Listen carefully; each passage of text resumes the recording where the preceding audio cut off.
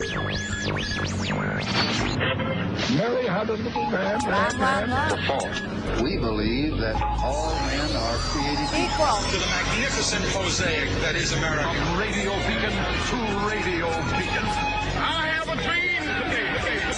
Change has come to America. Believe me. Help is on the way. Knock, knock. Who's there? It's a figment of your imagination. Randi Rhodes Show. Turn up your mind. Jimmy and Rosalind Carter had a partnership that was extraordinary for a president and first lady. The Carters' bond was deep, both in private and in politics. Could Jimmy Carter have been elected president without Rosalind Carter? Well, I don't like to think he could. She spoke her mind to her husband, and he valued her advice. She sat in on cabinet meetings, a first, and took the heat for it. It doesn't matter what I do. It doesn't matter what he does. We're going to be criticized. You just have to have confidence. Born in Plains, Georgia on August 18, 1927, the oldest of 4 children, she started dating Jimmy Carter when she was 18. The first time I had a date with him, I came home and Mother said, "You know, I like Jimmy. He has the nicest smile." They married a year later. Jimmy was in the Navy, which allowed them to see the world. But his father died in 1953, so with their 3 sons, they returned to Plains to run the family peanut business. In 1970, Jimmy was elected governor of Georgia. Rosalind campaigned by his side and on her own. That continued on the 1976 presidential campaign trail, where their 4th child, Amy, often joined them. As First Lady, she continued to be a sounding board for her husband. I look forward to consulting closely with him on a regular basis. She also traveled as his emissary, especially to Latin America. After leaving Washington in 1981, they then created the Carter Center in Atlanta, where they promoted peace and where she continued her work as an advocate for research and treatment of mental illness. She also became a prominent voice for caregivers and for women and children, and she joined her husband in the work of Habitat for Humanity. And as the world faced the deadly COVID-19 pandemic, the couple used their voices to encourage Americans to get vaccinated to help save lives. Their long tradition of helping others led President Clinton to award the Carters the Medal of Freedom in 1999. Jimmy and Rosalind Carter have done more good things for more people in more places than any other couple on the face of the earth. President Carter not only called Rosalind his wife, but also his best friend and chief advisor. A small-town girl who didn't plan on a public life, Rosalind Carter understood the power of high office and used it to help make this a better and kinder world. Well done. That was a nice life. That was a really, really good one. Yeah. And now she's dead. Okay. Yeah, no, she's 96. Come on. I mean, it's just was a beautiful life. I mean, and his too. I mean, the Carters, the idea that we couldn't get 2 terms for a Jimmy Carter in this here country is pretty mind-blowing. It's pretty unbelievable. Only why? Because he put solar panels on the roof of the White House back in the day. You know, it's just, they were so ahead of their time. They wore sweaters. They told 77-year love story. 77 years. That's longer. They've been married longer than most people are alive, than most people live. 77 years of marriage. It's amazing. And, she was diagnosed with dementia, I think, last May. So that was quick. That's good because, we know a lot about dementia versus Alzheimer's. And Alzheimer's could last 10 years. It's slow. It's horrible. And so he stopped his cancer treatment. He was going through melanoma, skin cancer. And it had gone to his brain. It had gone to his liver. They got him, I don't know if they got him into remission, but they got him, to actually, I guess it was remission. And then he stopped his cancer treatment, I guess because he knew that she was going and he didn't want to live without her. I mean, people like that don't come along every single day. They just don't. You don't hear stories like that every single day. You don't see people who literally walk the walk. Yes, they were totally, completely uber Christians. In fact, I think their thing was, I know people who know them really, really well because they are giving gods and goddesses. The people that I know that knows them. They were amazing people who brokered peace in this world. Literally, the only holding peace. This is what it's so interesting. Like now, today, in this moment, is to remember that Jimmy Carter was able to make. He was able to make a lasting peace between Israel and Egypt. And it lasted. It worked. It actually is still in place at this very moment. Now, the right wing in Egypt assassinated the Egyptian president, Anwar Sadat, who was the partner in this peacemaking effort that was undertaken and has lasted all these years. And it's incredible. I mean, here we are just, the young people, they don't like, this is what it takes. But, in America, if you're Jimmy Carter, you can't get 2 terms. It's like, it blows my mind. It really does. Because obviously they were exceptional human beings. So the story is that they would read the Bible to each other each and every night. And they would read when they were apart. They would read the same passages wherever they were so that they were both reading the same thing and thinking the same thoughts at the same time, even if they were apart. I mean, come on, that's beautiful. And when she did this massive tour of Latin America, she was like, the State Department told her, oh, it's not going to work because, these are macho countries and they're not going to want to hear from a woman. And seriously, it's like right out of Barbie. You know what I mean? It's like, real misogyny. It's telling her, don't even bother. Nobody's going to listen to you. And you know what her answer was to that? She said, they're going to want to talk to the president and I'm the next best thing. If they want to talk to him, they should talk to me. And then they will be talking to him because I will tell him what they sent me back to tell him. And, that's how she got accepted, by leaders in Latin America. And she talked to them about everything. She talked to them about drug interdiction. She talked to them about nuclear proliferation. She talked to them about, economic prowess and talked to them about, the poverty and everything that was going on there to try and, get them to get a handle on democracy, to try and get them to understand that was the path forward. That was the way forward. That was the way to freedom. Anyway. Just an amazing life, really worth celebrating, worth knowing about, worth taking a minute because, people will just say, oh, well, she was 96 and now she's dead, and of course that's true. There's no lie in that. But to forget to remember how much this couple did as ex-president and first lady, they didn't have to do any of it. They didn't have to build, homes for the homeless. They didn't have to start Habitat for Humanity, which, when I had to choose charity, when I was actually making enough money to actually think about, giving, making charitable donations, and I could actually do it. Not anymore. Now I'm thrilled that turkeys are, so much less expensive. I bought my Tom this weekend.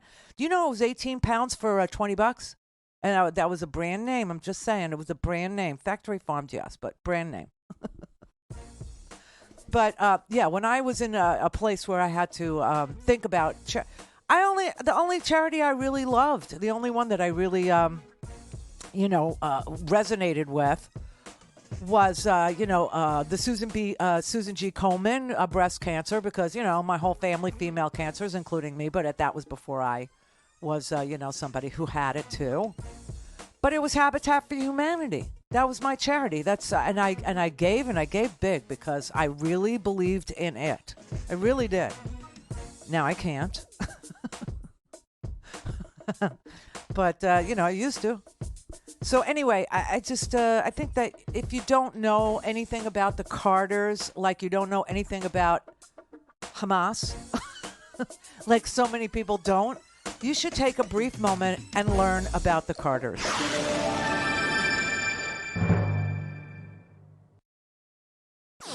All things Randi at RandiRhodes.com. Go for launch. Speaking truth to power, the Randi Rhodes Show. This year, something to be thankful for, a feast that won't break the bank. Yay! The American Farm Bureau estimates the typical Thanksgiving meal will cost $61.17 this year, a 4.5% decline from last year's record high price tag. That drop thanks to easing inflation And the big bird at the center of it all is cheaper too, down 5.6% this year. This year we're in a kind of a recovery year. We were battling one of the largest outbreaks of high-path avian influenza, and luckily that's subsided to some extent. Side dish staples like cranberries and cubed stuffing down too. It's a good thing the big meal is affordable because you might find more folks at your dinner table. A lot more crowded. Everyone's definitely coming back from COVID and making up for lost time. According to the travel app Hopper, Thanksgiving airfare is down 14% this year, averaging just $268 a ticket. This year, airlines have added much more capacity. They're flying more flights, more seats, and at the same time, travelers are back to regular travel patterns. And once you get there, the rental car might not cost as much. The price for your holiday weekend wheels down 17%, averaging just $42 a day. Right now, a lot of prices are incredibly low because rental car agencies aren't buying new fleets. For those hitting the roads, some welcome news at the pump. AAA reports the national average is down to $3.34 a gallon. We're probably anywhere from 30 to 60 cents less per gallon than where we were last year. And with overall inflation cooling, shoppers are seeing a slowdown in price increases and even some price drops ahead of Black Friday. The nation's largest retailer, Walmart, says it's cutting prices on apparel, home items, and toys. Small signs of relief heading into this holiday season. Yeah, it sucks, right? He's a bad president. So one term for him. One term for him. It's like Jimmy Carter. Like, if things get really good, you have and then, all of a sudden Iran rears its ugly little head and does something in the Middle East. And Jimmy Carter's a one-term president and Joe Biden's a one-term president. There's a pattern over here. There's a freaking pattern over here. It's unbelievable. But, here everybody's going, oh, it's the economy. It's the economy. Oh, it's really bad.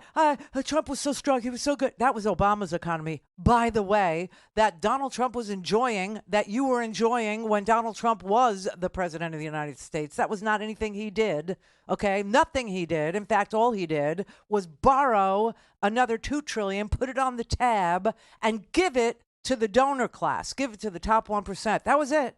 That's it. That's all the man got done. So what is it that, you love about, what he did?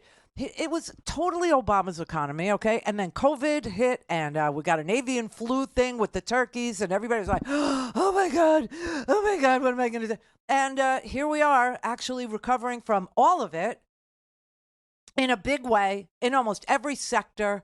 Inflation is not a thing anymore. There was zero inflation last quarter. Zero. Rental cars are cheaper. My Pepperidge Farm stuffing cubes were cheaper. The cranberries, I buy real cranberries. It's very easy. I think people are always very shocked to learn how freaking easy it is to make cranberry sauce. Okay? You put the cranberries in a pot of water with a whole bunch of sugar, boil, done. They pop. Add orange juice. Yum. Eat up, everybody. Eat up. So, it's like an amazing thing. Everything is cheaper. Rental cars are down. Gas prices are down. Gas prices here, okay, we're in Florida. I get it. We're in the South, the deep, deep South. But gas prices here, it's like $3. $3 a gallon. Okay? And people are just, like, I don't want him. I don't want him he's too old. And the guy that you're going to choose over him is a guy who is going out to find 5,000 shock troops using Oracle's AI tool to comb through people's social media to see if they're loyal to him or not, and will serve him in the manner in which he wants them to serve, which means in an anti-constitutional, completely fascist way. It's unbelievable. It's an amazing thing. It's an amazing freaking thing.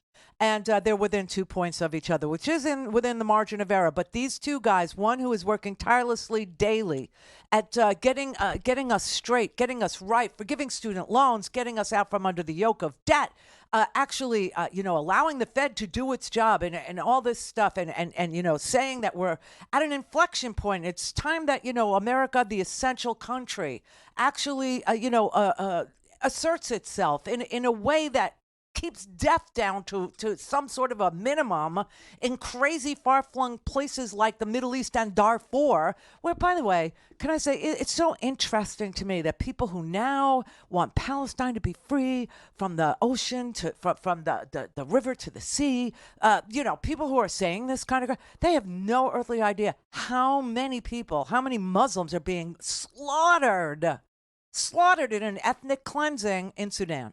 Not even a clue. Couldn't probably even find it on a map. Amazing the selective care that people in this country now have for Muslims in far-flung places that are, practicing terrorism against each other.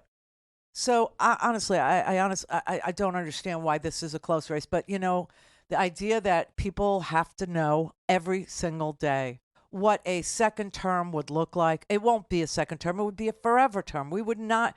Do you know what the court did today? This is crazy. Okay, you have the Eighth Circuit Court of Appeals actually had a case in front of it about the Section 2 again of the Voting Rights Act. And this surgical attack on Section 2 of the Voting Rights Act included whether or not the court would recognize that individuals or groups of people who had been,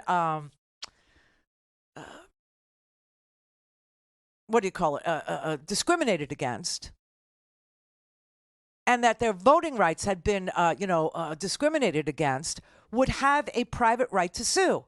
Well, all these many years that we've had the Voting Rights Act, since 1965, there has always been a recognized private right to sue.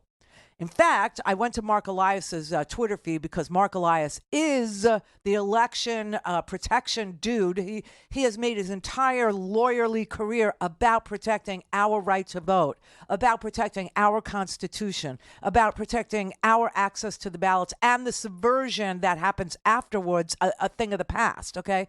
So I went to his Twitter feed, and he said to reporters, he said, if you're covering the Eighth Circuit VRA decision, Voting Rights Act decision, you need to explain this only affects, check this out, only affects Arkansas, Iowa, Minnesota, Missouri, Nebraska, North Dakota, and South Dakota. What does it mean? In those states that I just mentioned, there is no private right to sue for your voting rights if your voting rights have been infringed. Now, what's crazy about it is over the last 40 years, there have been 182 successful challenges by groups or people saying that their voting rights have been discriminated against or taken away or somehow subverted or perverted.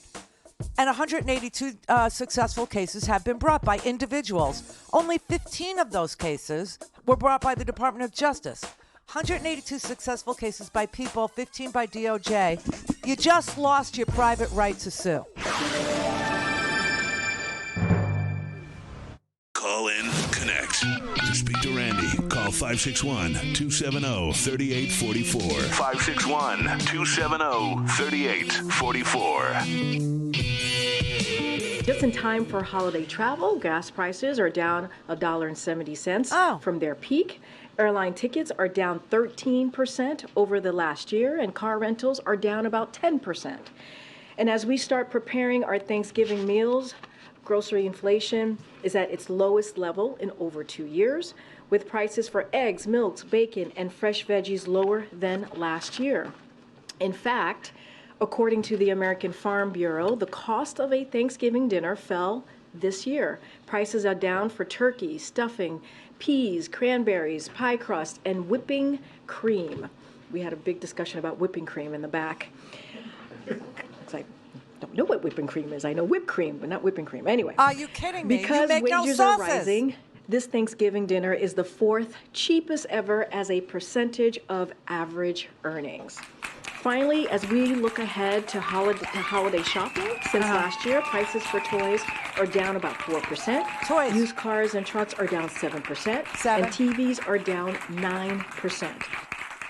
Okay, I'll have a pint of whipping cream and a toy. You choose. And some frozen pie crust is what I need. 4.5% less for Frozen pie crust, and who doesn't love a frozen pie crust? Okay, so why is it so close? Why is it so close between the two of them? Can't be the age thing. They're literally 3 years apart, okay? They're literally 3 years apart. It can't be the ability to manage a decent economy, because this economy is great. We have almost 5% growth. GDP, 4.9%, okay? Inflation is zero. It's zero. People were screaming about gas prices when Donald Trump was president. You're such front-running phonies. Obviously, the answer is he's racist, and they like it. And there's no other explanation that I can rack my brain to honestly say I have come up with that separates the presidency of Donald Trump with COVID and put lightsabers up your bun and take horse parasite, anti-parasite deworming pills, whatever. And it's just, there's no comparison except that Donald Trump hates the same people that MAGA hates. And that's it. And that's it.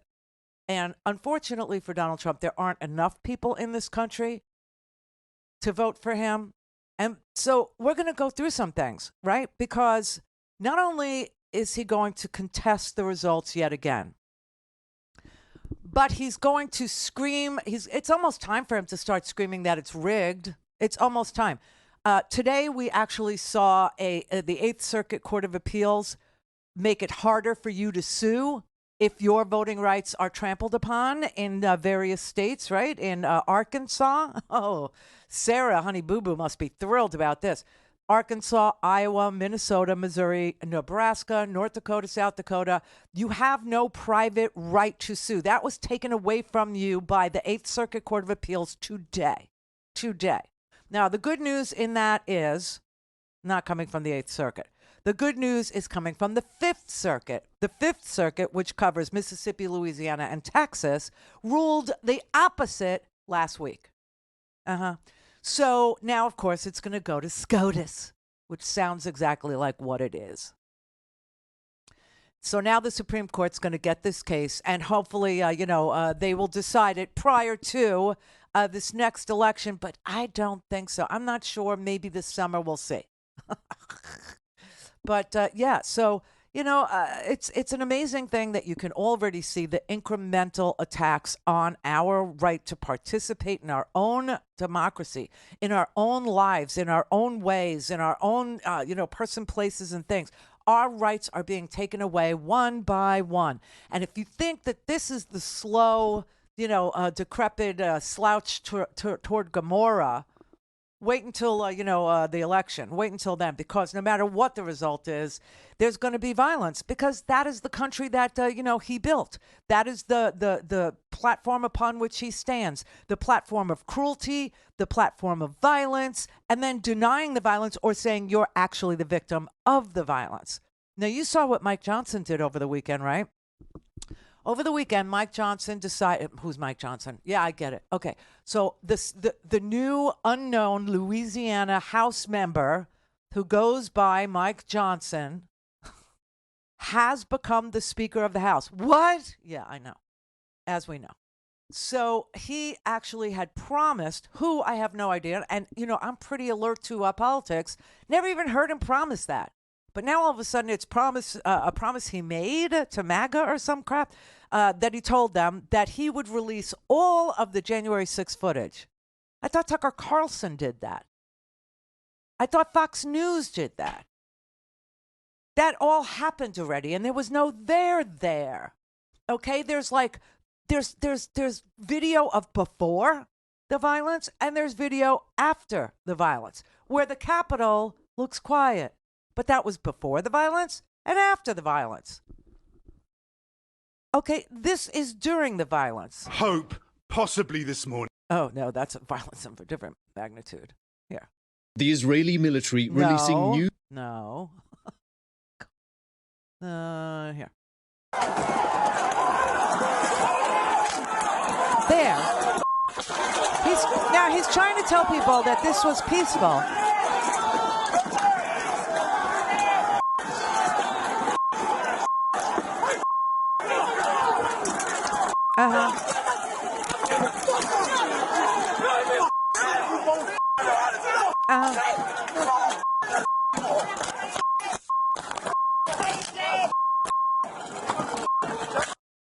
Okay, that's not newly released, although it is labeled that way. This is video from January 6th that some of us actually saw because we paid attention to the January 6th Select Committee and their evidence and their videotapes. This is what Liz Cheney had tweeted out. Yeah. Multiple capital injuries. Multiple capital injuries. Okay, you get the idea, and we all know, we've all seen it, and now all of a sudden Mike Johnson has some page that you can click on. Now, Safari, they said that browser's not going to work for you. I don't even understand it, but if you go through, like if you can get to the files, you'll see the files are videos before the violence and after the violence.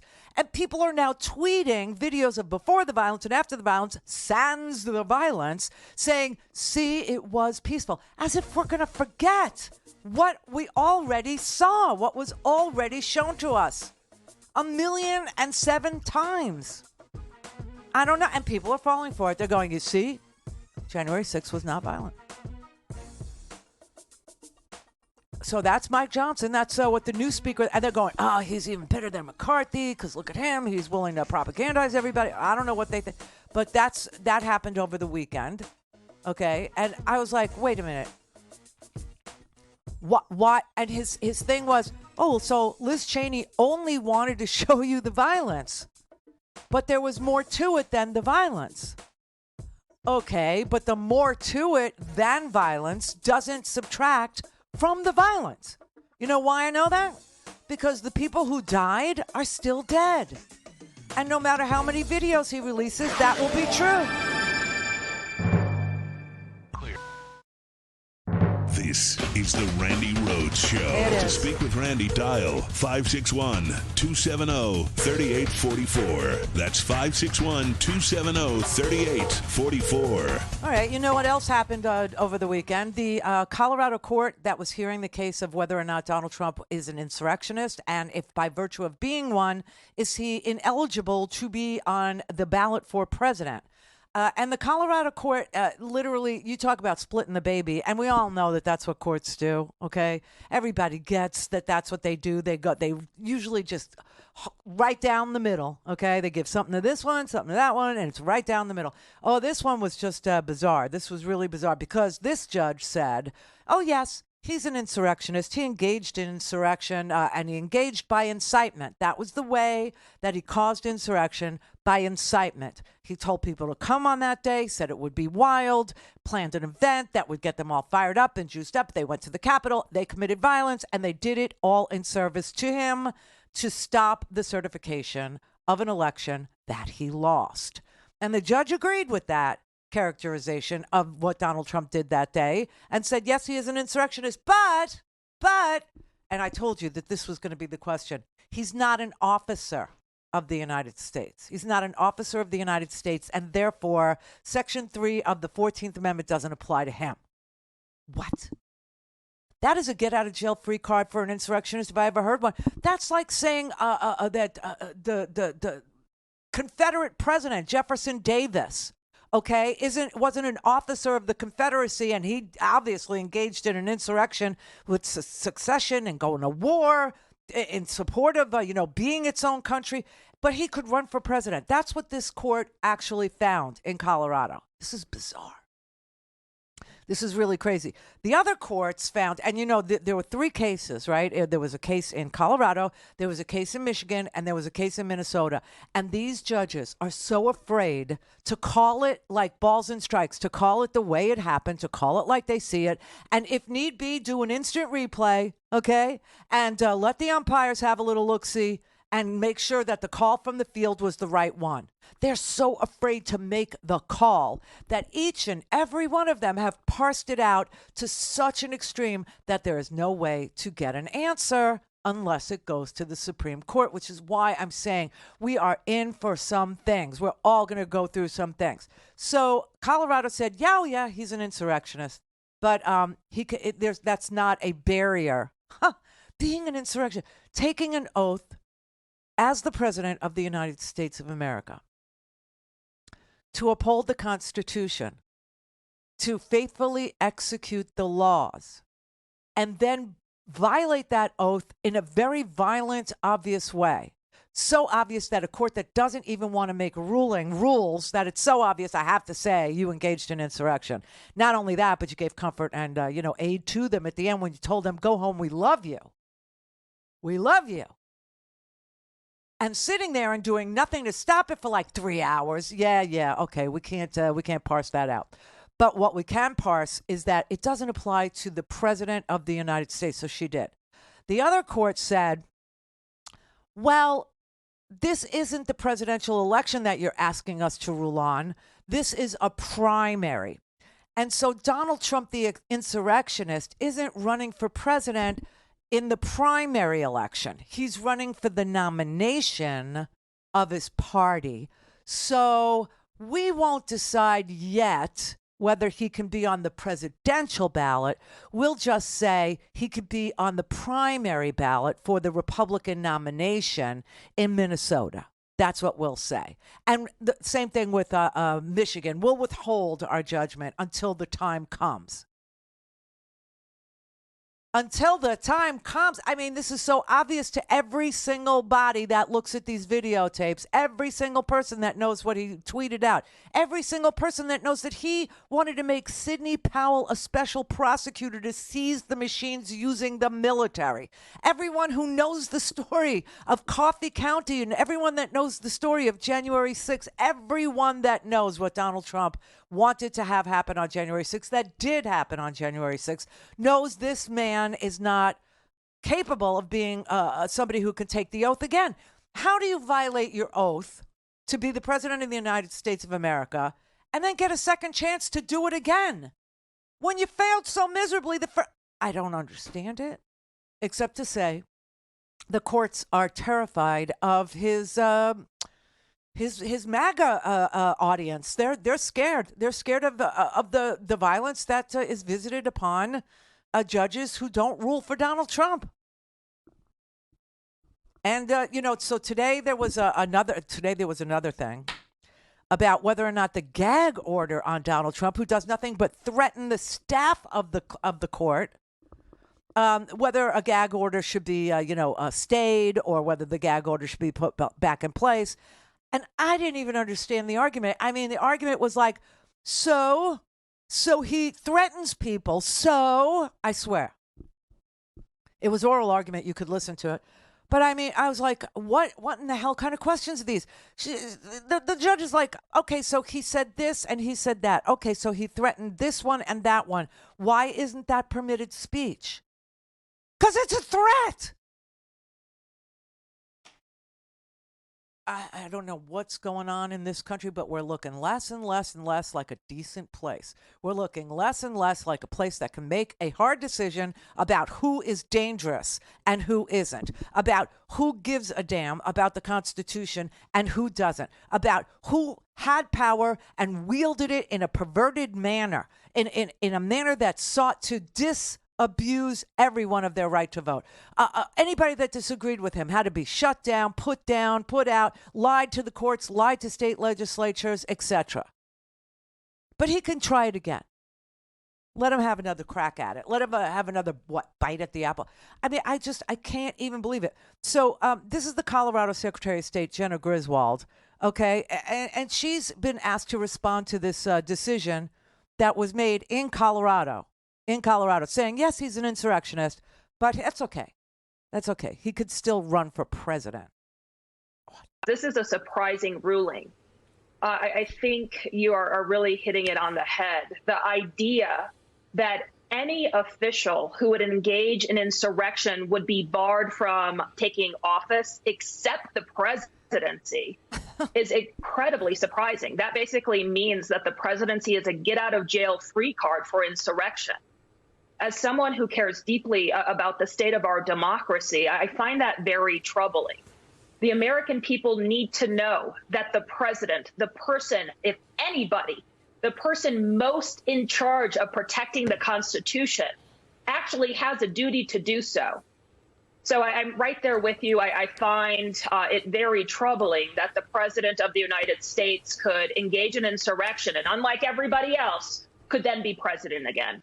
You know, this is exactly what the unitary executive, what some people are calling Project 2025, you know, all this stuff. This is what it's about. It's about creating a dictatorship. It's about creating an authoritarian figure in this country who is exempt from indictment, exempt from prosecution. You know, it started with the Office of Legal Counsel, right? That stupid opinion that the president of the United States is indeed above the law and you can't indict a sitting president, meaning if the president murdered his wife on camera, on TV, while he was president, we would all just have to sit and watch it, right? And there would be nothing to be done about that.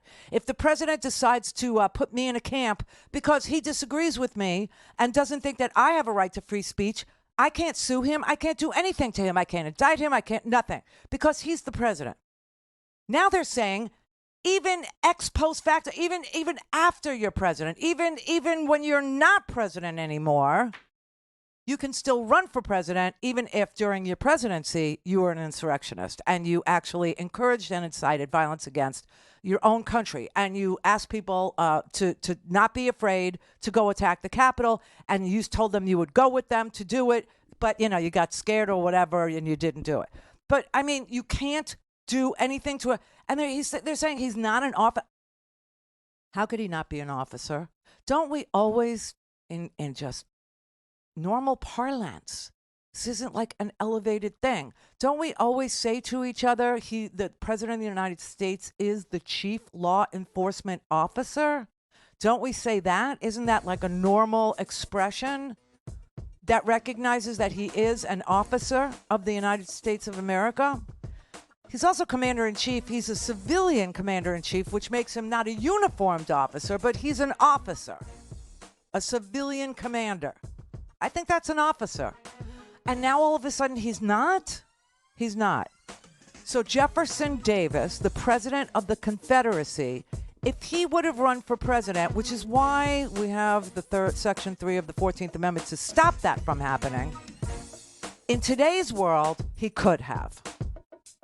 At least in Colorado. What the F? I mean, everyone listening to this now, no matter where your loyalties lie, you know that's wrong. You know that's not a good ruling.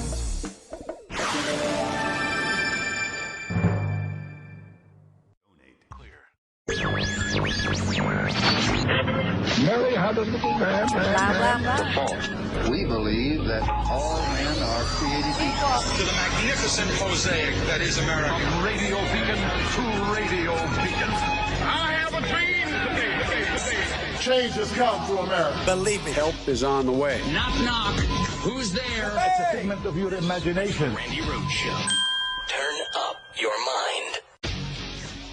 What accounts for this bizarre, actually bizarro, upside-down holding that the highest office in the land, the one with the greatest power, the one whose danger to the republic is at its maximum, would somehow be exempt? The judge herself says, she admits, this sounds preposterous. That's her word.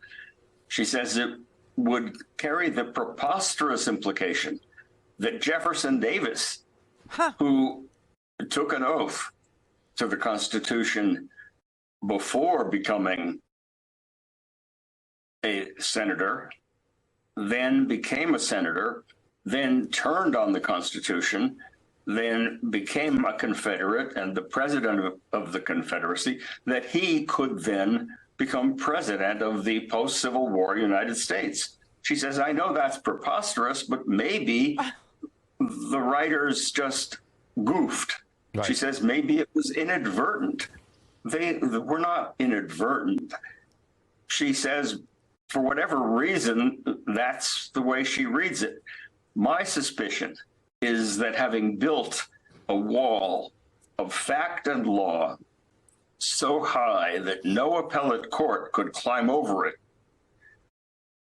a wall that establishes that Trump was guilty of engaging in a disqualifying insurrection, She threw him a lifeline that was so thin, so threadbare, so likely to fall apart, that although he could claim victory, no appellate court could uphold putting him on the ballot on that basis.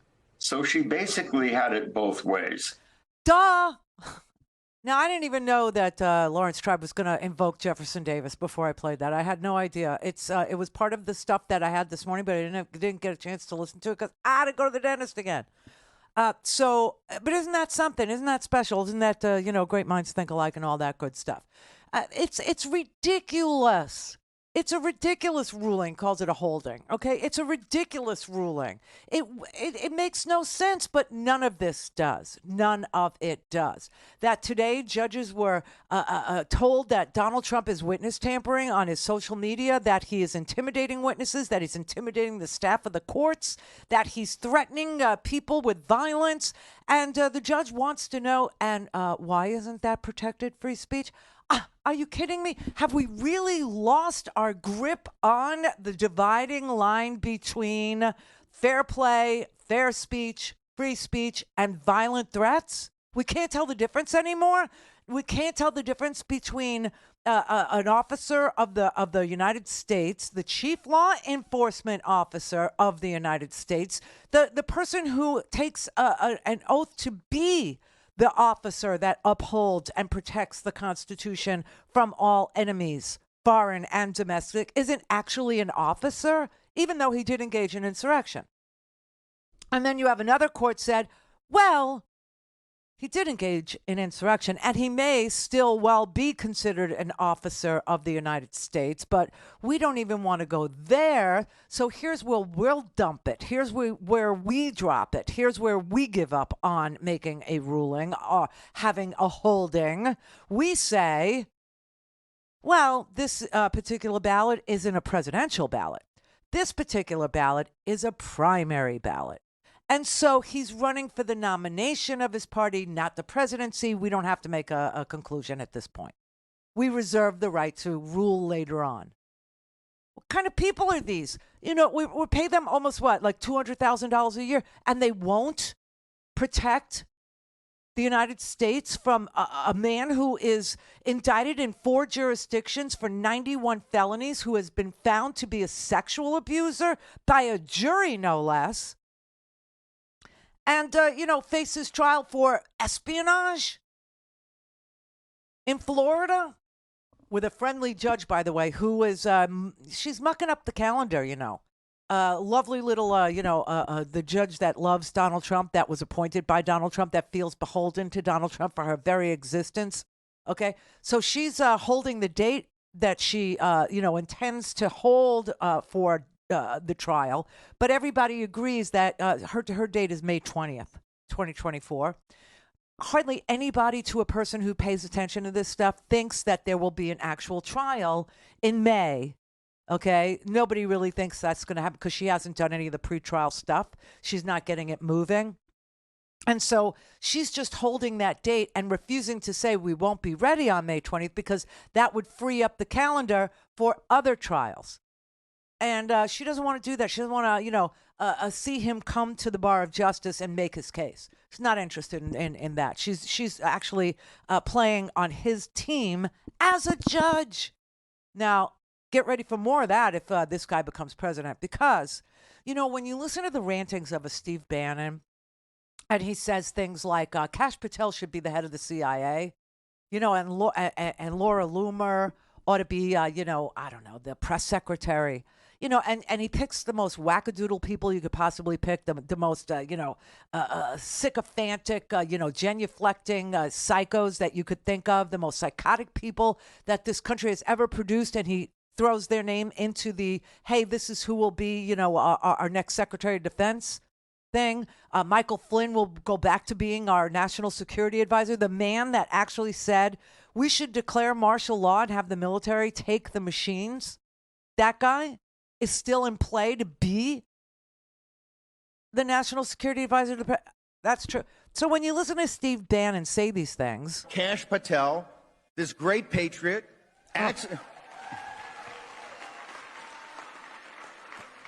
People think Cash is just a genius about counterterrorism and national security and everything like that, and he What? is, and he'll be the head of the CIA in the second term. But Cash understands the administrative state. This is more than a bureaucracy, right? This is an organic thing that's grown. It has its own courts. It puts its own legislation out in the Federal Register. It has its own enforcement capability. It's an absolute government that must be taken apart brick by brick. And Cash showed us how. Axios has been reporting it. Remember, we have 4,000 political appointees in any administration. Roughly 1,000 have to be Senate confirmed, so they're going to take a while. 3,000 can hit the beach day one. The beach. It's a war. In 16, obviously, it was a come-from-behind victory. We didn't have this. We didn't have the troops. We hadn't really gotten organized like that. Troops. But now we have no excuse. This is why you have all these great think tanks coming up. We're going to have a well-trained cadre of people that will hit the beach day one. And their number one thing is to start taking apart the federal bureaucracy brick by brick. He calls them shock troops. This is exactly, the kind of stuff that, you could set it aside as the rantings of a madman. You could set it aside as, somebody who really is an insurrectionist and wants to declare war upon his own nation, upon his own country. And, goes on his little podcast every single day and says that's what he's about. You could ignore that, but if you did, you would be ignoring it at your own peril, because that is exactly what Donald Trump intends to do. There is no question about it. He is looking to you. I mean, everybody, that knows what he's doing is, the print journalists are writing these stories. They're true stories. They're fact-check stories. Donald Trump is using Oracle's version of artificial intelligence to scour everybody that he's considering being one of his shock troops to pull into his government after he purges thousands and thousands and thousands of civil servants, thousands of people who say no to overturning the Constitution out of our government and inserting these loyalists, these sycophants. And he's looking at their social media profiles and their social media postings to make sure they've never said a bad word about Trump as they are interviewing these people for these jobs. It's on. It on TV. All things Randi at RandiRhodes.com. Go for launch. Speaking truth to power, the Randi Rhodes Show. Okay, so when you talk about Trump staffing the government, okay, some of the names that are coming up are people you've never heard of, but you need to meet them. This is one that MSNBC Mehdi Hassan's show introduced me to. I was not aware of this dude, okay? His name is Mike Davis. And one of the things I want everybody to understand is when Steve Bannon is throwing out names like Kash Patel being the head of the CIA, and he's saying two things like, okay, so there are 4,000 key positions in the government that we have to purge, and 1,000 of those take Senate confirmation, so that will take a while. I want you to understand they figured out their way around that too, because that was, an earlier clip that I had of Bannon at CPAC. Okay, so now what they've agreed to understand to do is that they will make everybody acting. Just like we had an acting Secretary of Defense on January 6th. Remember all that? And we had an acting Attorney General. And Donald Trump wanted to make Jeffrey Clark the acting Attorney General. Jeffrey Clark, the guy who came up with the fake electors plot, the scheme, the illegal plan. He should be in charge of law enforcement in this country. So now there's another guy. His name's Mike Davis. Mike Davis is one of these right-wing conservative lawyers. He was responsible for shepherding Gorsuch's, nomination through the Senate, and also Kavanaugh, and creating doubt about Kavanaugh's victims and questioning them and making Kavanaugh into the actual victim here. This is Mike Davis, okay? And he's being considered. His name is being thrown around by the likes of Steve Bannon and others, Jr., also, as possibly the very first acting Attorney General in a Trump administration. And even Mike Davis realizes that what he will be asked to do will be so illegal that he will only last a few weeks in the office of Attorney General, and then he will require a pardon, and that's fine. That's fine. Swear to God. Don't just listen to Trump right now. Listen also to the people Trump might hire to execute his second-term agenda. People like this guy. We're going to fire a lot of people in the executive branch and the deep state. We're going to indict Joe Biden and Hunter Biden and James Biden and every other scumball, sleazeball Biden. We're going to deport a lot of people, 10 million people and growing, anchor babies, their parents, their grandparents. We're going to put kids in cages. It's going to be glorious. We're going to detain a lot of people in the D.C. Gulag and Gitmo. I'm going to recommend a lot of pardons. Every January 6th defendant is going to get a pardon. During my 3-week reign of terror as Trump acting attorney general, before I get chased out of town with my Trump pardon, I will rain hell on Washington, D.C. I mean, you know, some people go, really? You think he's serious? Yes, I think he's serious. You know, you can dismiss all of them as cranks and crackpots or whatever you want to say, okay? Whatever you want to characterize them as, that's fine. The more cranky and the more crackpotty and the more insane and the more sycophantic and the more willing to break the law they are, the more they are in contention for seriously huge jobs. That's a fact. And you know, it's like this is why this man's name is coming out of, you know, Junior's mouth and Bannon's mouth and, you know, Mike Davis, my 3-week reign of terror. They know that what they're planning or hoping to be able to do with their power is illegal. They know it. They don't care. And they're not interested in Senate confirmation. You know, the AG has to be Senate. They will go in as acting attorney general. And when they leave, they will have broken the law 8,950 different ways. They will have sent people to gulags. They will have deported people. They will have, made a president that didn't deserve to be president, inoculated against any crime he wants to commit. You might even have the president of the United States under an attorney general like that committing murder, you know, going out and shooting, shoplifters, just shooting them on TV and being able to do nothing about it. And you'll all sit there and go, I never saw that coming, and I will have to call you a liar. But then I will go to the gulag, too, because I am telling you the truth, and that can't happen in Trump world. But this is why his name is being thrown about. There's a couple people that you could put in positions like that. You know, we talk about Mike Davis as Attorney General. Like Mike Davis, and Kash Patel be like interim AGs. See? And he got a shout out in a recent TV appearance by Steve Bannon.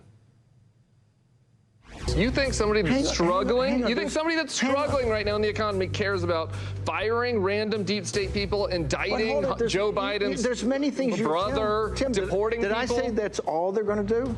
That's Mike Davis will probably be the Attorney General. Yeah, maybe it's not such a good idea to import people from third world Marxist hellholes who hate America. We're going to become a third world Marxist hellhole very quickly. It is only illegal to object to elections in third world Marxist hellholes, and now in New York, D.C., and Atlanta.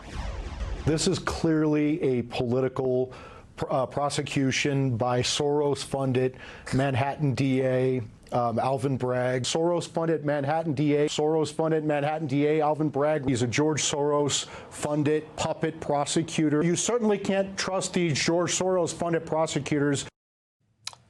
Still too subtle for you? And move to Twitter, where Davis has written, quote, "The violent black underclass is a danger to America. We must resume the mass incarceration of these thugs. In the meantime, Americans must arm up. These monsters will kill." Davis has, in fact, told followers to arm up at least 16 times on Twitter, to arm up against the violent black underclass, against Soros-backed DAs, against county attorneys, against Democrats in general. All while tweeting the individual names of journalists, college professors, and politicians he would send to the gulag. I'm not kidding. That legitimately strikes fear into my heart. You know, and that's what I'm trying to do. I'm trying to get people to actually smell the coffee. I'm trying to get people to wake up to, what's ahead, what it is that they are plotting and planning and scheming to do. should they actually get their little mitts on power of the magnitude of president ever again. This will not go well for ordinary people. This will not go well for people of color. This will not go well for Jews. This will not go well for anybody who is here as a DACA recipient or anybody who is an anchor child, who was born here, but their parents were not, citizens. This will not go well for an inordinate amount of Americans. This will be bad. This will be scary. This will be, a place that, we used to just read about. And so when you combine what's being said there at the, out of Mike Davis's mouth, there's so many of them. There's Mike Davis, Mike Johnson, all of these people. When you start to put it all together and you realize today that the 8th Circuit Court of Appeals actually said you have no right to challenge an election if you're an individual or part of a group, meaning if you're part of the NAACP. Yes, colored people. Or if you're part of the ACLU. Or if you're an individual who has had their vote taken away for some crazy reason, like you were a felon once, but you got your rights restored. Well, they didn't recognize that, and so you can't vote. Well, you can't sue anymore, according to the 8th Circuit Court of Appeal. And no right to privacy. Call in, connect. To speak to Randi, call 561-270-3844. 561-270-3844. Want to see something? Okay, I want to show you this. This is the new president of Argentina, okay? This is who the people of Argentina elected in a time when they have 140% inflation and 40% unemployment, okay? This is who they went for. I'm going to mute it so there's no music on it. See this guy? He's dancing, okay? This is him. Javier, everybody. This is Javier Milei. He is now the president of Argentina. He calls himself I can't even say it. He's an anarchist, okay? But he's a financial anarchist. He wants to burn the place down to the ground, change the currency, and start using the dollar. I don't know. And they went for him, by a bare majority, but only because he's nuts. And they just gave up. They gave up on, their lives in Argentina are just terrible. You remember Argentina left, it was a democracy, and then it went away from democracy. And then in 1983, it said, all right, we're going to go be a democracy again. I can't tell you how many people in my old neighborhood when I was growing up were expats from Argentina, most of them Jews, who had to flee Argentina because they were hunting Jews in Argentina. So, I look at this stuff and I'm just like, okay, that's what happens in, Argentina. That's what happens in South America. That's what happens in, banana republics. That's what happens when there's, hyperinflation. They go for the craziest, weirdest guy with the worst hair. I don't know what it is with guys with bad hair being very appealing for high office now. I don't get it. But anyway, he's a far-right uber libertarian that's going to burn it all down to the ground. A massive political shakeup in Argentina. Javier Milei, far-right economist and television personality, joined the political fray just 3 years ago. Oh, they went crazy. He's in charge of the third largest economy in Latin America, Great. as it teeters on the edge of disaster. Porque hoy comienza la reconstrucción de Argentina.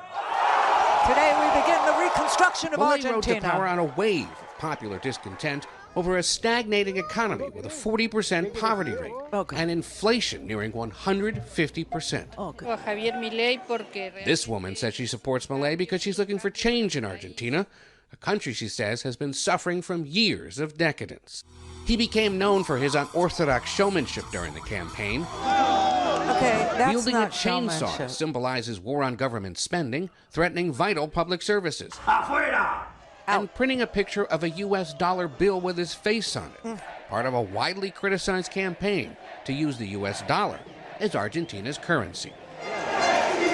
The self-described anarcho-capitalist has also advocated for eliminating the country's central bank. Milei's controversial tirades against the political class have drawn comparisons to neighbor Brazil's former president Jair Bolsonaro, as well as former President Donald Trump, who sent congratulations to Milei on Truth Social, saying he will make Argentina great again. Fascist again. Yeah, he will. It's unbelievable how the guys with really funky hair, I mean, crazy, like the crazier the doozy, the more elevated people get in their respective countries now. Remember when Kim Jong-un was just like such a bizarre looking dude? Remember when he was like the odd man out with the weird hairdozy? Then, we had Donald Trump. Then we had, what's his face in London? He's gone, right? And now we got this guy over here. I mean, I don't, what is the appeal for fascists with like guys with really slashy bangs or weird hair or tiny little facial hairs, mustache? I don't know what it is, but it appeals to their sense of what? Insanity?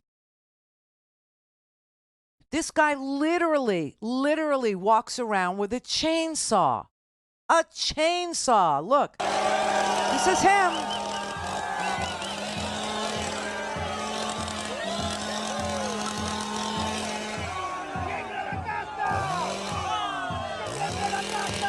Gonna do it to the house. Yeah, he's gonna chainsaw the house. That's what he said. I just honestly, what is it with people where they literally after a corrupt administration, they go for fascism? Like what is it? Whenever there's hyperinflation, people want to go to fascism. They can't be bothered with questions of governance. They can't be bothered with parliamentary procedures. They can't be bothered with passing laws or getting bills signed into law or bipartisanship or anything. They just want I alone can fix it guy. And the guy with the craziest hair and the guy who's the most willing to damage ordinary citizens in pursuit of his hold on power. Let them die. Let them be sacrificed. I mean, I saw this yesterday, and I was like, oh, my freaking God. So I hope you're ready for an influx of Argentinians. They're very nice people. I grew up with a lot. In fact, my first boyfriend ever, I think I was 12. He was an Argentinian guy, an Argentinian Jew, and his family, were straight from Argentina. In fact, that's how I was first, exposed to Spanish, which is why I understand what he's saying. Deborah in New Jersey. Hi, Randy. I'm concerned that we're not able to talk to each other as people without identifying ourselves as in a certain team, however you want to define that in life. And it's not our fault necessarily, okay? If we don't start, if it's not possible for us to find a way to talk to each other as people, then all of us are going to go through things we never imagined. And I'm sorry to be upset, but I am. You should be. It's really dangerous right now. This is a serious situation. And the problem that we find when we try and talk to people who may disagree with us. I had a great conversation with a guy last Friday who called it. I think his name was Lou. He was from California. He disagreed with me on almost everything. Thought I had a point about the Middle East, and called to say so. We got along great. We spoke to each other as intelligent human beings that disagreed on certain things. No problem. But when you have to talk to people who won't admit that the world is not flat, when you have to talk to people who think that fascism is the preferred way to govern, that he alone can, when you have to talk to people who don't believe that the moon landing actually happened, I don't know how you do that. And I feel the same way, and it's just that, and I've withdrawn and within myself, okay? And I'm fortunate that I'm a retired person. I'm very fortunate. I'm more fortunate than most. But it really upsets me because even if I go to the grocery store, I know I can't express anything. Right. Right. I agree with you. I feel it too. I feel it in doctors' offices, especially because most of them are, very staunchly, conservative. And I can't even express my opinion to my neighbors, Randy. I know. My neighbors have, flags flying too. I understand. I get it. I'm in Florida. You're in New Jersey. You're very lucky.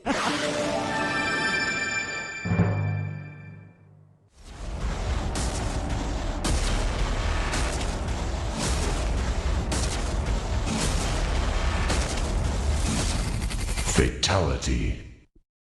This is the Randi Rhodes Show. To speak with Randi, dial 561-270-3844. That's 561-270-3844. Do you think the Earth is round or flat? I know we didn't go to the moon. We didn't go to the moon? No, we didn't go to the moon. Why do you say that? Because you can't get out of the atmosphere. Really? What do you mean? Why don't we go look at underwater or past the ice? That's where it's at. They want you to look up. They don't want you to look on our own ground. Think the Earth is flat? I don't know. I don't know. I'm convinced. I'm convinced. Yeah. Okay, I don't want to piss off the stoners, but he is one, isn't he, Brett? I mean, the things coming out of his mouth are not things that generally somebody who isn't stoned would say. How about that? Okay. So that's a problem. We didn't go to the moon because we should be looking under the ice. This guy makes a lot of sense, right? I mean, can you not do two things at once? I just, listen, this is the problem, and I understand why people are getting very emotional. This is crunch time. It is scary. We are less than a year away from selecting a president of the United States. We have two old men, okay? One is 81 today. Happy birthday, Mr. President. Happy birthday, Joe Biden. Live long and prosper, my friend. And we have one that's going to be 78 years old when you vote for him. I don't know what the big diff is with the age thing. I think that's a bogus thing. They're both old, okay? They're both old. 20 years older than me is old. You understand? Okay, so that can't be the thing. The thing has got to be that people either can't figure their way out of their own way. They can't get out of their own way. They don't want to get out of there. I don't know what it is, but it's like lead, follow, or get out of the way. They can't get out of the way, and they're stuck in this thing, in this melee of Trump, because that was the last good time they had, and there's still some camaraderie going on between the Trumpers. That they don't find when they get into politics with any other politician. That's fine. That's fun. Maybe he'll get another TV show and you can watch him. Maybe they'll run it 24/7 on, a defunct channel. Maybe they'll bring back, HBO, which is now Max. Maybe HBO can come back and be the Trump channel and just play, The Apprentice over and over and over and over. All day, 24/7. Like I Love Lucy. When I was growing up, Channel 5 in New York, WNEW, that's all they played. All day. All day. I Love Lucy. And it was reruns then. And everybody watched it. And we didn't complain. It was fine. It was good. So maybe that's what it takes. Maybe that's what people need. Maybe they just need reruns of Donald Trump. Over and over, and that will placate them. That will, be like the soothing ointment, the salve that you put on the wound. I don't know, but that man cannot be president. And I know it's frightening to even think about it, and it should be because he is not up to good. Okay, his motivation is not goodness. His motivation is cruelty. His motivation is control. His motivation is chaos. His motivation is himself. We all know he's going to jail. The things that he has done with regard to showing war plans for Iran in the documents case, my God, the insurrection on January 6th, that's the next trial. That's March 4th. Okay, everybody understands that this man was looking to hurt our country. The problem is some people who really believe we didn't go to the moon and that they can't figure out if the earth is round or flat, even though they see sunrise and sunset every day. They want the country destroyed. They do. They don't believe in America. They don't think it works. They have absolutely no love for this country unless he becomes president again, and then they will love this country. But with them, it's like a tap. You know what I mean? They turn it on and off, on and off. You know, when the president that they like takes us to war, they fly their flag. When a president they don't like is trying to keep us out of war, they hate this country. You know, Joe Biden is not committing any boots to anybody's ground in any arena. And yet he supports the democracy that is Ukraine being free from under the assault of a Russian aggressor. He supports Israel only because it's the only democracy in that neck of the woods. And if you didn't have Israel, I'll quote him from what, 30 years ago. Joe Biden understood that if you didn't have the state of Israel, you'd have to invent one. That's it. Is he disappointed in this right-wing lunatic that's running the country right now? Yes, he is. Does he want the hostages out of there before anything? Yes, he does.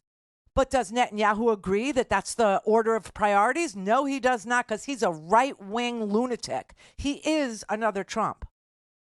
And he doesn't care about the hostages. And it was very apparent from the very beginning when they first started talking about the hostages that they said, yeah, well, you know, we'll try and get them out. We'll try and get them out.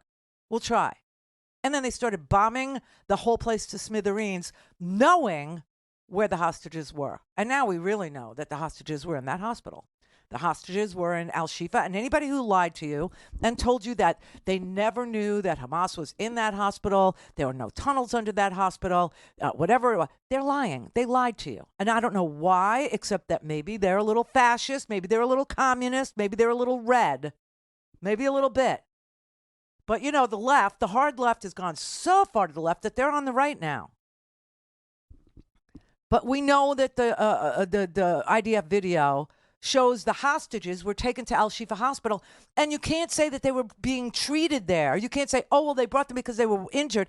There are now camera shots of a guy who they were dragging into the hospital who was obviously an Israeli hostage. The Israeli military releasing new video they say shows Hamas militants bringing some hostages into Gaza's largest hospital. Israel saying this surveillance video shows Hamas moving a wounded hostage into Gaza's Al-Shifa hospital on October 7th, just hours after that surprise attack in which it seized nearly 240 hostages. A second video showing another hostage being dragged into Al-Shifa, the IDF says. We do not know where they are. They're still hostages we need to rescue. Oh, and here, see this one right here? This is the tunnel. They finally, decided that they were going to, excavate and show you that this is the freaking, tunnel system. This is the entryway to one of the, silos, I don't know what you want to call it, that lead to the web of tunnels under this hospital. Israel tonight also releasing this video showing a drone entering what they say is a Hamas tunnel 30 feet below ground in the hospital compound, saying that tunnel had a blast door and firing hole, claiming Hamas ran a command center underneath, which they deny. The IDF tonight also claiming another hostage, 19-year-old IDF soldier Noah Marciano, was murdered in that hospital, but Hamas claiming she was killed in an Israeli airstrike.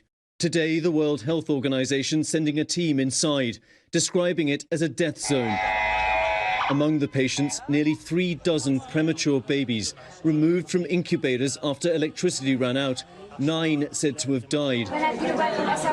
But today, 31 of those babies finally evacuated to a hospital in southern Gaza. Doctors desperately trying to keep them alive. All of them need oxygen. Need fluid. A note in Arabic taped to this baby's chest saying he was found alone, a newborn with no name and no family. The baby's expected now to be moved to Egypt. So you get the lay of the land, huh? Okay, so the babies were moved to Egypt. They are in incubators now. They're being cared for properly in Egypt, okay?